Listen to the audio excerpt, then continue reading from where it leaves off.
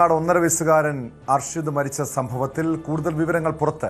ജീവിതത്തിൽ അഖിലയുടെ കുഞ്ഞ് ബാധ്യതയാകുമെന്ന് കരുതിയാണ് അർഷിദിനെ കൊല്ലാൻ തീരുമാനിച്ചതെന്ന് രണ്ടാനച്ഛൻ അഷ്കർ പോലീസിന് മൊഴി നൽകി. 3 മാസത്തെ നിരന്തര പീഡനത്തിനൊടുവിലാണ് കുഞ്ഞ് മരിച്ചത്. അഷ്കറും അഖിലയും നിലവിൽ റിമാൻഡിലാണ്. ആദ്യ ഭാര്യയെ ക്രൂരമായി മർദ്ദിച്ചതെന്ന് അടക്കം അഷ്കറിനെതിരെയുള്ള ആരോപണങ്ങളും പോലീസ് അന്വേഷിക്കും. അരുൺ മോഹൻ ചേരുന്നു വിവരങ്ങളുമായി. അരുൺ, നമുക്ക് ആ കാഴ്ച ഇപ്പോഴും നമ്മുടെയൊക്കെ ഉള്ളുലയ്ക്കുന്നുണ്ട്. 2 കൈയും ഒടിഞ്ഞ അമ്മയുടെ ഒക്കത്തിരിക്കുന്ന കുഞ്ഞ്. അവൻ ഈ കാലയളവിൽ, ഈ 3 മാസ കാലയളവിൽ അനുഭവിച്ച ദുരിതത്തിന്, പീഡനത്തിന് കണക്കില്ല. ഏറ്റവും ഒടുവിൽ മരണത്തിന് കീഴടങ്ങുന്നു. അതിനുശേഷമാണ് ഈ അർഷിദ് എന്ന 1.5 വയസ്സുകാരൻ അനുഭവിച്ച ക്രൂരതകളെക്കുറിച്ചുള്ള വിവരങ്ങൾ പുറത്തു വരുന്നത്. അതിക്രൂരമായി ഈ അമ്മയുടെ കാമുകൻ ഈ കുഞ്ഞിനെ മർദ്ദിച്ചിരുന്നു എന്ന് വ്യക്തമാണ്. കാരണം 51ഓളം മുറിവുകൾ ശരീരത്തിലുണ്ടായിരുന്നു, പൊള്ളലേറ്റ പാടുകളുണ്ടായിരുന്നു, സ്വകാര്യ ഭാഗത്ത് വരെ മുറിവുണ്ടായിരുന്നു.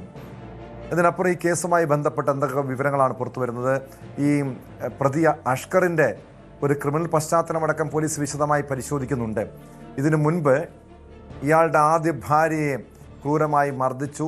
ആദ്യ ഭാര്യയുടെ സഹോദരൻ്റെ മരണം, ഇതുമായി ബന്ധപ്പെട്ടൊക്കെ പല ദുരൂഹതകളും പുറത്തു വരുന്നുണ്ടല്ലോ. പോലീസിന്റെ നിലവിൽ ഈ കേസുമായി ബന്ധപ്പെട്ട കണ്ടെത്തലുകൾ എന്തൊക്കെയാണ്? ടോം സൂചിപ്പിച്ചതുപോലെ സ്വന്തം വേദന പറയാൻ പോലും കഴിയാത്ത ഒരു പ്രായത്തിലായിരുന്നു ഈ പറയുന്ന പിഞ്ചു കുഞ്ഞ് അർഷിദ് എന്ന 1.5 വയസ്സുകാരൻ ആ നരാധമന്റെ ക്രൂരത കൊണ്ട് ഈ ഭൂമി വിട്ടു പോകേണ്ട ഒരു സാഹചര്യം ഉണ്ടായത്.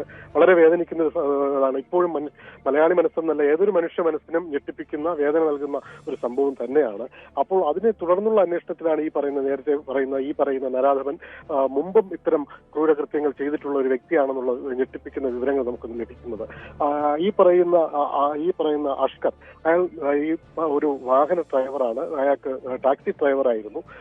ഈ കാലഘട്ടത്തിൽ തന്നെ ഈ പറയുന്ന പാലോടിനടുത്ത് സമീപം, നെടുമങ്ങാടിന് സമീപത്തുള്ള ഒരു ആമിന എന്ന് പറയുന്ന ഒരു പെൺകുട്ടിയെ പ്രണയിക്കുന്നു, പ്രണയം നടിക്കുന്നു.